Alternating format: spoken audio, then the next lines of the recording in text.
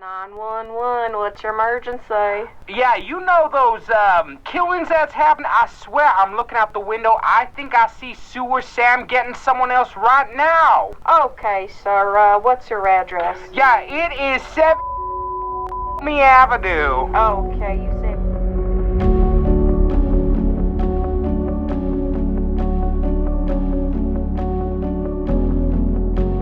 It was the year 2008, in quiet Wandermere, when the unthinkable happened. The peaceful town was rocked by a string of gruesome murders that left the community in a state of fear and shock. 3 murders in the first week, and 5 more in the following week. The killings were so brutal that the entire town was on edge, desperate for answers and justice. The local authorities were quick to launch an investigation, and it wasn't long before they found their prime suspect, a man known only as Sewer Sam. Sam was a transient who was rumored to live in the town's sewer system. He was a known troublemaker, with a rap sheet of petty crimes that included vandalism, theft, and assault. As the investigation progressed, the evidence against Sam began to mount. Eyewitnesses claimed to have seen him in the vicinity of the murders, and forensic evidence found at the crime scene seemed to link him to the crimes. The police even found a bloody knife in Sam's makeshift sewer home. The townspeople were quick to jump on the bandwagon, pointing fingers at Sam and calling for his arrest. The media picked up the story, and soon the entire country was talking about Wandermere and its notorious serial killer, Sewer Sam.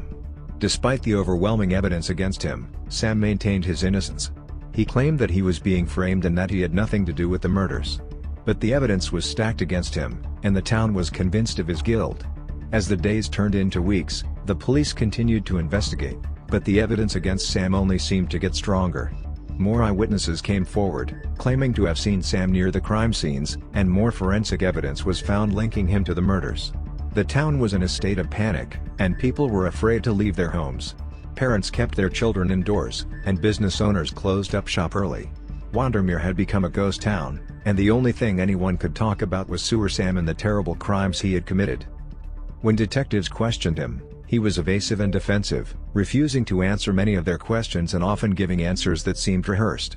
As the detective interrogated Sewer Sam, the suspect claimed to have been in the sewers during the first 2 murders. "Where were you on the night of the first murder?" the detective asked. "I was down in the sewers, minding my own business," Sewer Sam replied. "Just trying to stay dry, you know how it is." The detective pressed further, "And on the night of the second murder?" Sewer Sam's response remained the same. "I don't have anywhere else to go." The detectives grill him with questions, poking holes in his alibis and past behavior.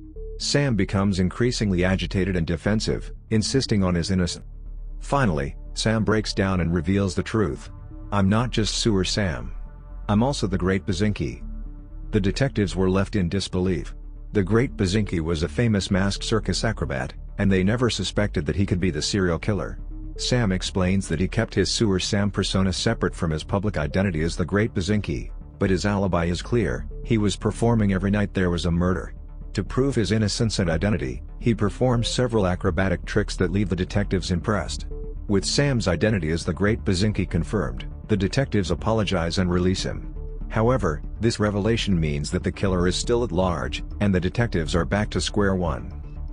They are desperate to find the real killer who had been on a killing spree in Wandermere. They have lots of questions that need answering to solve the case once and for all. The investigators closely examine the bloody knife found in Sewer Sam's makeshift home. Upon further testing, they find that the blood on the knife belongs to a sewer alligator, which Sam had to fight off while living in the sewers. Next, they analyze the forensic evidence found on the victims. Surprisingly, all of them had recently seen a circus show, and one way or another, through a handshake, autograph signing, or being in the splash zone of the acrobat's sweat, Sam's DNA ended up on them coincidentally. After weeks of combing through evidence and questioning suspects, the police finally catch a break. A witness comes forward with what they believe to be valuable information. The witness tells the detectives that they saw Sewer Sam near the scene of the most recent murder, and that they even managed to capture him on camera. The detectives quickly review the footage, hoping for a breakthrough in a case. However, as they watch the video, they realize something that shocks them to their core. It's not Sewer Sam in the footage at all, it's an iguana. The detectives watch in disbelief as the tiny creature scurries around the scene of the crime, seemingly oblivious to the fact that it's being recorded. They replay the footage again and again, trying to make sense of what they're seeing. But there's no mistaking it, the creature in the video is definitely an iguana. But who is this iguana, you might ask? Well, it turns out that the unlikely killer was none other than the sheriff's very own pet iguana. The investigation team was shocked at this discovery, but how did they make this connection? It started when a rookie cop noticed the sheriff had a pet iguana in his office. The iguana made him think about the recent crime scene, which he visited. At the scene, he noticed a strange green substance on the ground. The substance turned out to be iguana saliva, and the DNA tests confirmed it.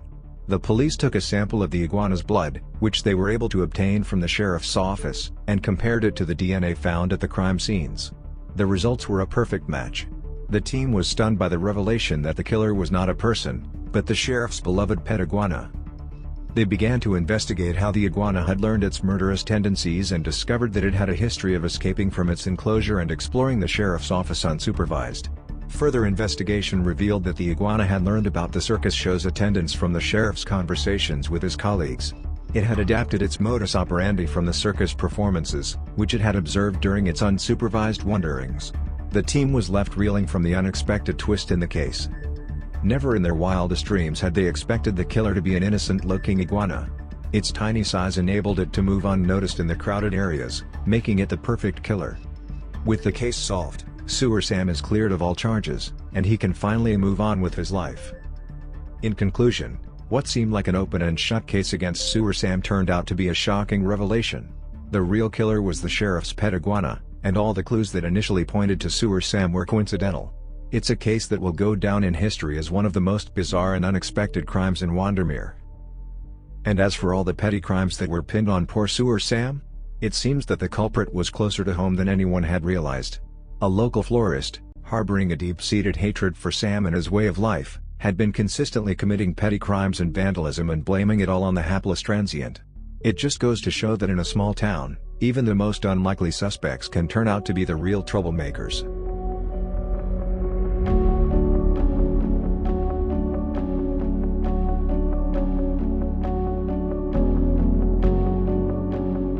If you enjoyed today's authentic, absolutely true, 100% real, definitely not AI-generated true crime story, please feel free to like, subscribe and leave a comment.